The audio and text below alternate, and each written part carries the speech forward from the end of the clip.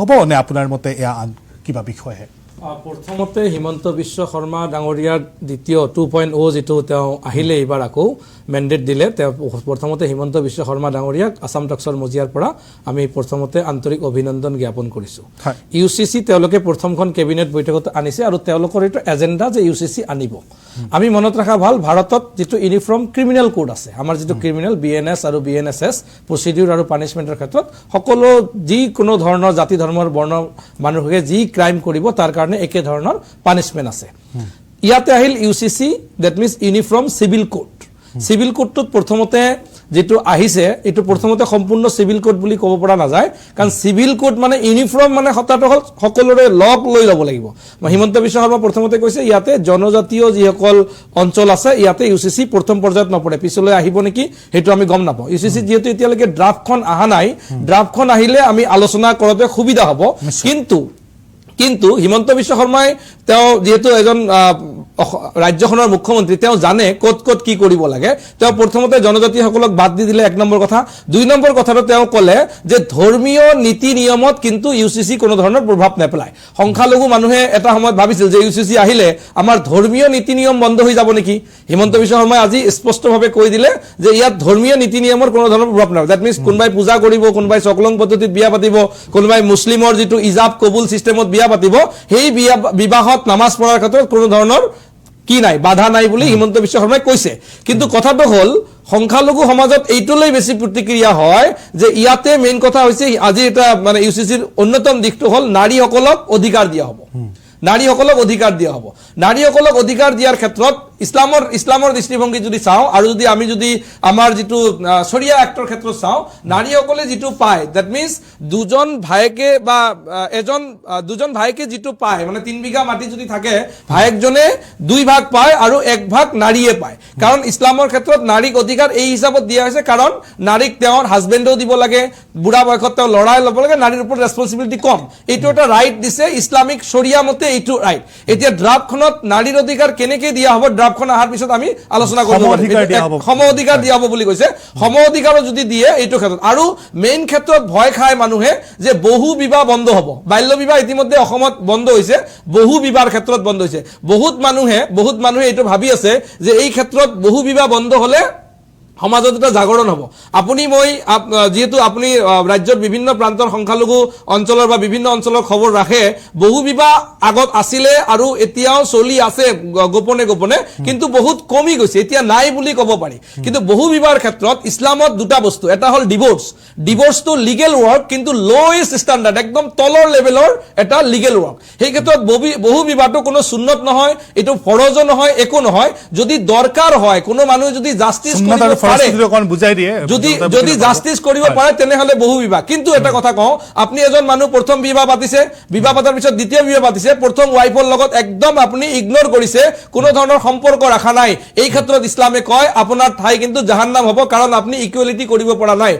আজিৰ প্ৰেক্ষাপটত মই ভাবো বহু বিবাহটো যদি বন্ধ হয় কাৰণ মই অসমত যিসকল মানুহ মই দুই এজন মানুহক চিনি পাওঁ তেওঁ বহু বিবাহ কৰাৰ কাৰণে প্ৰথম স্ত্ৰী আৰু তেওঁৰ দ্বিতীয় স্ত্ৰীৰ লগত কোনো ধৰণৰ ৰাইট নাই তেওঁৰ লগত কোনো ধৰণৰ আলোচনা নকৰে কোনো ধৰণৰ বিলোচনা নকৰে এই আলোচনা বিলোচনা নকৰাৰ কাৰণে এটা বেয়া মেসেজ সমাজত যায় যে মুসলিম সকলে বহু বিবাহ কৰে আৰু তেওঁলোকে নিজৰ ফাৰ্স্ট ওয়াইফক সেইখিনি ৰাইট নিদিয়ে বহু বিবাহ কৰিলে সকলোকে সমান ৰাইট দিব লাগিব কোৰানৰ এটা আয়াত আছে সমান ৰাইটটো is very difficult to give মানে এজন ফাৰ্স্ট ওয়াইফ অহাৰ পিছত সেকেন্ড ওয়াইফক যেতিয়া ৰাইটটো দিব সেই ৰাইটটো তেওঁ দিব নোৱাৰে আৰু এটা কথা এইটো যদি তেওঁ কোৰানৰ ডাইৰেকশন ধৰে এজন মানুহ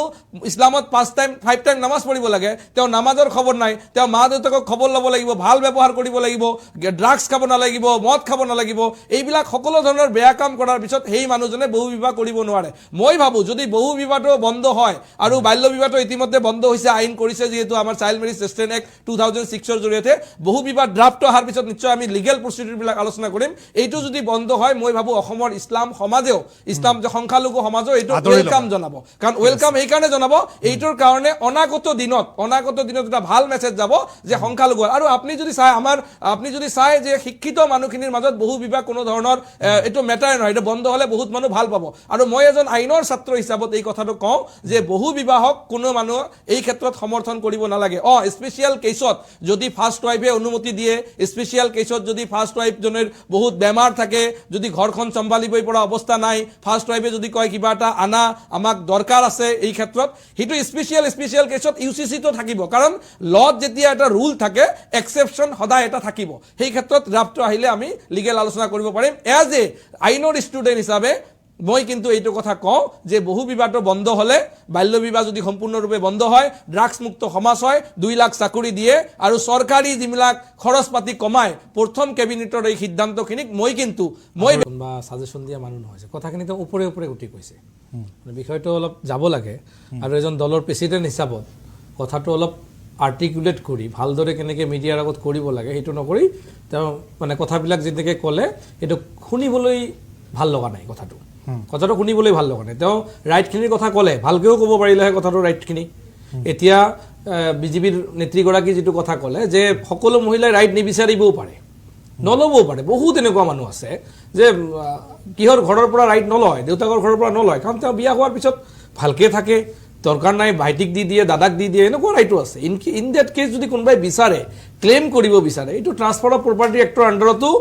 ক্লেইম কৰিব বিচাৰে, এইটো যদি ইউচিচিৰ আণ্ডাৰত আহে ডেট ইজ অ'কে, ফাইন, ল'ব পাৰিব। কিন্তু এতিয়া কি পাৰ্চেণ্টত আহিব ৰাইটটো, এতিয়া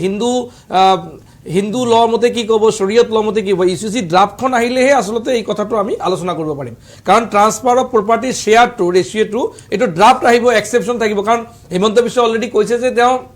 হিমন্ত বিশ্ব শৰ্মা দুটা কথা কৈছে, আৰ্টিকেল 44 আছে ইউচিচি, আৰ্টিকেল 44 এইটো হ'ল ডাইৰেক্টিভ প্ৰিন্সিপালছ অফ ষ্টেট পলিচিত ইউচিচিটো আহে। আৰু যিটো religious right to freedom of religion, এইটো আৰ্টিকেল 25 to 28 আহে। চ' আৰ্টিকেল 25 to 28 যিহেতু এইটো ইউচিচি কৰিছে, বহুতক বাদ দি কৰিছে, এই ধৰ্মীয় ৰাইট যদি খেলি মেলি হয় বিভিন্ন ক্ষেত্ৰত, ডেফিনেটলি সুপ্ৰিম কোৰ্টত যাব, আকৌ সুপ্ৰিম কোৰ্টে এইটো ৰিভিউ দিব। এইটো ইনিচিয়েল ষ্টেজ, আজি এটা কেবিনেট হৈছে, এই কেবিনেট মতে ইনিচিয়েল ষ্টেজত বস্তুখিনি হৈছে। চ' দলৰ সভাপতিয়ে যেতিয়া কথাখিনি আৰ্টিকুলেট কৰে, মই ভাবো আৰু অলপ ভালকে ক'ব। মানে আজমলৰ সৈতে আপুনি সহমত নহয় সেয়া বুজাব বিচাৰিছে। ঠিক আছে অদূত ডাঙৰীয়া, আমি ইউচিচি প্ৰসংগৰ পৰা আঁতৰি যাম এই মুহূৰ্তত। ইউচিচিত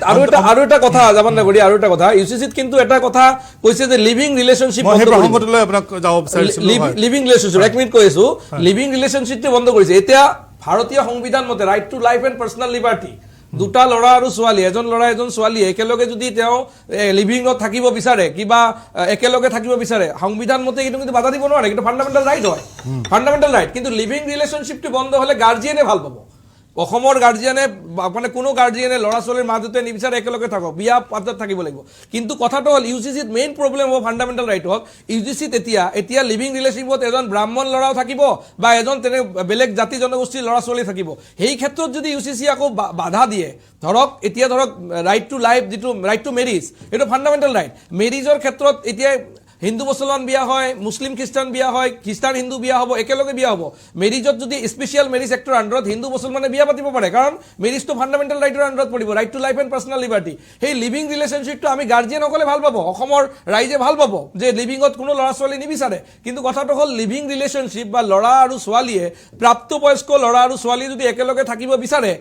আপুনি সুপ্ৰিম কোৰ্টে তেতিয়া ইণ্টাৰফেয়াৰ কৰিব নহয়। যদি এইটো আহে, কোনোবাই যদি কোৰ্টত যায়, এইটো বস্তুটো ইণ্টাৰফেয়াৰ হ'ব। চ' এই লিভিং ৰিলেশ্যনশ্বিপটো ইউচিচিৰ আণ্ডাৰত কৈছে। তেওঁ ডাইৰেক্টলি হিমন্ত বিশ্ব শৰ্মা এটা ষ্টেটমেণ্ট যিখিনি আহিছে যে কৈছে লিভিং ৰিলেশ্যনশ্বিপ অসমত বন্ধ হ'ব। এই ক্ষেত্ৰত মই আকৌ কৈছোঁ, এইটো কিন্তু ফাণ্ডামেণ্টেল ৰাইটছ যদি কোনোবাই এটা কি কৰে, তেনেহ'লে কিন্তু এই ক্ষেত্ৰত চৰকাৰে হয়তোবা এইটো পিছফালে বেকফুটত আহিব লগা হ'ব পাৰে। কাৰণ কোৰ্টে ফাণ্ডামেণ্টেল ৰাইটটো আগত চাব, directive principal of state policy যিটো আছে, এইটো ষ্টেটৰ প্ৰতি ডাইৰেকশ্যন। কিন্তু মানুহৰ যিটো ৰাইট, ফাণ্ডামেণ্টেল যিটো ৰাইট আছে, সেই ৰাইটটো কিন্তু চৰকাৰে কেতিয়াও হৰণ কৰিব নোৱাৰে। এই ক্ষেত্ৰত কিন্তু মনত ৰাখিব, ইউচিচি হ'লে এতিয়া